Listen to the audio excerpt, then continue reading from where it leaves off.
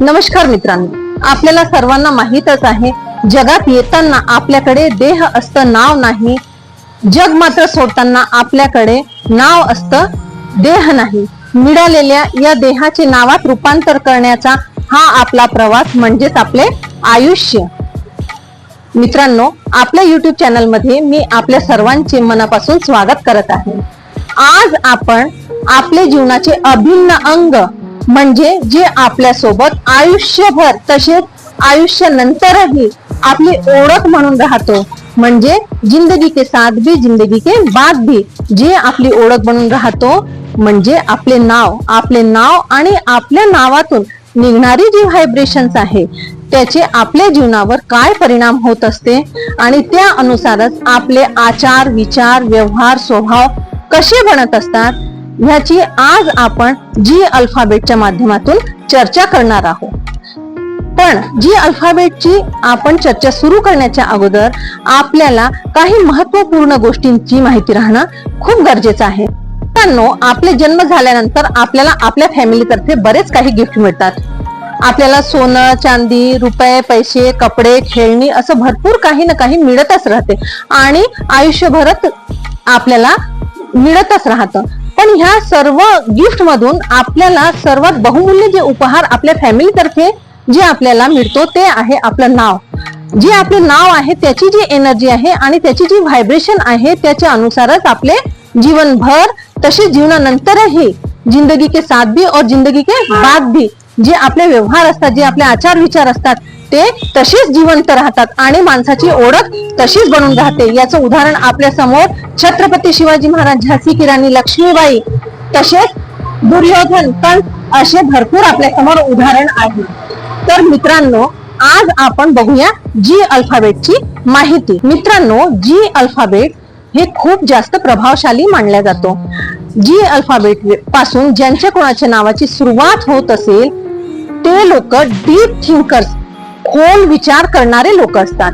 हे लोक सहसा शांत स्वभावाचे दिसतात, पण यांच्या मनात विचाराचे चक्र जे आहे ते सतत सुरूच असते. हे लोक खूप निर्मळ मनाचे असतात.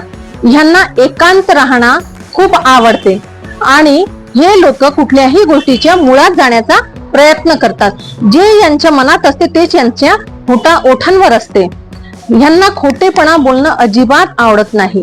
दुसऱ्यांची मदतीसाठी हे लोक एनी टाइम तयार राहत. ह्यांना खोटेपणा अजिबात आवडत नाही. जे आहे ते हे लोक जे मनातली गोष्ट आहे ते स्पष्टपणे सांगतात आणि ह्यांच्या ह्या स्वभावामुळे दुसऱ्यांना ह्यांचे शब्द बोचू शकतात.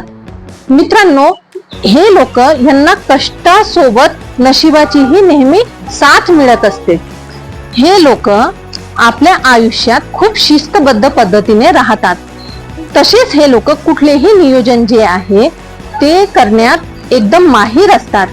यांच्यावर कुठलीही रिस्पॉन्सिबिलिटी जर दिली तर हे कुठलीही रिस्पॉन्सिबिलिटीला पूर्णपणे पार करण्यासाठी हे लोक खूप योग्य असतात आणि त्याला पूर्णपणे पद्धतशीर पद्धतीने त्याला पार करतात. यांच्यामध्ये खूप कॉन्फिडन्स असतो आणि कॉन्फिडन्स बरोबर यांच्यामध्ये पेशन्स सुद्धा खूप असतात.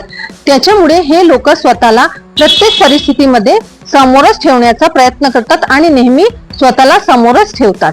मित्रांनो, यांना कष्टासोबत यांच्या नशिबाचीही साथ मिळते. तसेच हे लोक कष्टाळू, शिस्तबद्ध, कॉन्फिडन्स, पेशन्स हे सारे गुण असल्यामुळे यांना यांच्या जीवनात बरेच काही मिळतं. पण यांना एक गोष्ट नेहमी लक्षात ठेवायची आहे, यांना ऑनेस्ट राहणं खूप गरजेचं आहे. जर समजा यांनी ऑनेस्टपणा यांच्यामध्ये नाही असेल तर यांचं पतन होऊ शकतो. त्याचबरोबर जर समजा कुठे जर आपल्याला जी अल्फाबेटवाले व्यक्ती कुठे काही त्रासामध्ये दिसत असेल तर त्यांनी त्यांच्या गुरूंसोबत काही चुकीचा व्यवहार केलेला आहे असं मानल्या जातं. मित्रांनो, पैशाच्या बाबतीत हे लोक विचारपूर्वकच खर्च करतात. विनाकारण हे लोक कुठलाच खर्च करत नाही. त्यामुळे यांच्याकडे सहसा भक्कम पैसा जमा असतो.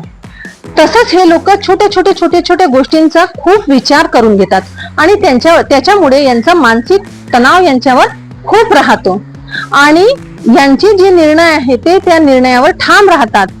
त्याच्यामुळे हे लोक कोणाचंच दुसऱ्याचं ऐकणं ह्या लोकांना पसंत नसते. जोडीदार निवडताना मात्र हे लोक खूप विचारपूर्वक जोडीदार निवडतात।